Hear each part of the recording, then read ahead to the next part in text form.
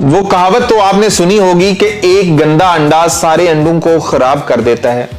भारत के एक लेजेंड है सुनील गावस्कर साहब, बहुत उनकी पाकिस्तान में इज्जत थी, लोग बहुत इज्जत करते, उसे लेजेंड मानते हैं। 92 का वर्ल्ड कप जब होता है, जब पाकिस्तान जीत के आता है तो उसे एज ए मेहमान पाकिस्तान बुलाया जाता है।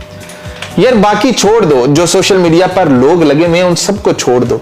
सुनील गावस्कर इब्रार अहमद के बारे में कहता है कि ये यहां से पैसा लेगा, जाकर पाकिस्तानी हुकूमत को टैक्स देगा और टैक्स देने के बाद वो जो टैक्स का पैसा होगा वो हमारे ऊपर ही हथियार यूज होंगे।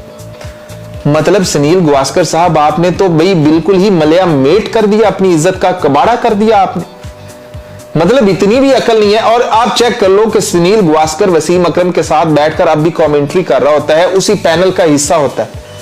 जहां पर रमीज राजा बैठकर कमेंट्री कर रहा होता है वहां पर सुनील गावस्कर भी बैठा होता है।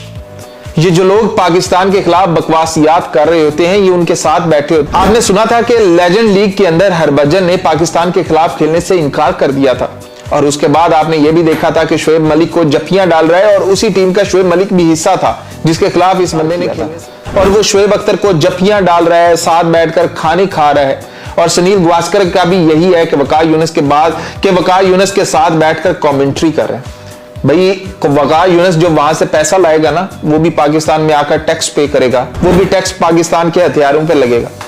मतलब क्या सोच, क्या पाऊं, क्या बात कर देते हैं। पता नहीं अभी इब्रार अहमद खेलना है या नहीं खेलना, लेकिन ये जो इनके बड़े बड़े और इनकी जो जहनियत है ना, ये बेनिकाब होती जा रही और डे बाय डे होती जा रही है कि यार इनको इतनी अकल नहीं है कि भी क्रिकेट को कहां जोड़े हैं और कहां की चीज को कहां लेकर जा रहे हैं। ऐसे बंदों को पॉजिटिव होना बनता है, लेकिन ठीक है कि आप पॉजिटिव नहीं हो सकते कि वहां की जो सोच है बहुत छोटी हो चुकी है, मान लिया सकते आप। लेकिन यार ये इस तरह की तनकीद जिसका ना सर है ना पांव है। इब्रार अहमद पता नहीं पाकिस्तान के साथ न्यूजीलैंड का उस टाइम टूर ना कर रहा हो, वो पाकिस्तान की तरफ से वो खेलने ही ना जाए, कुछ भी हो सकता है। लेकिन भाई एक वाहिद वो बीबी है जो कि अभी भी टिकी हुई है कि हाँ मैंने किया है तो मैं ही इसे खिलाऊंगी और ये मेरी टीम का हिस्सा रहे। अब इब्रार अहमद की अवेलेबिलिटी होती है या नहीं होती, लेकिन वो बीबी जो है वो पूरा मर्द लगी है कि उसने कहा है कि भाई मैं हूं, मैंने पिक किया है, ये मैं इसे खिलाऊंगी।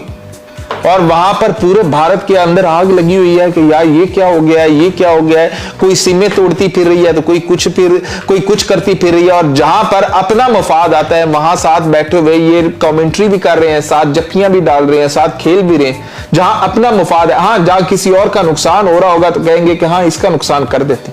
क्या जुल्म है ये भारत की नई जनरेशन के साथ कि उनको बड़े ऐसे मिले, जिनकी ऐसी जहनियत है, जिनको ये मिले हों, वो बेचारे क्या ही सोचेंगे। उनकी सोचे तो शुरू से ही मफलूज होकर रह जाएंगे। वो गालियां, तनकीद, इसके अलावा तो वो बेचारे कुछ कर ही नहीं पाएंगे। तो ये है जी सुनील गावस्कर साहब की नई शुरली जो उन्होंने चलाई है, लेकिन वो उल्टा इनके ऊपर चली हुई है। और सोशल मीडिया क्या इनको बैश कर रहा है कि यार वो एक लीड्स के अंदर, कि भाई वो क्या इंग्लैंड की एक लीग के अंदर खेल रहा है। तुम्हारी आईपीएल के अंदर जब खेलता तो कहते कि हम पाकिस्तानी खिलाड़ियों को खिलाएंगे नहीं। इससे पहले आमिर, इससे पहले इमाद वसीम ये कैरिबियन प्रीमियर लीग में उसी टीम का हिस्सा थे जिसका ऑनर इंडियन था, तब कुछ नहीं हुआ।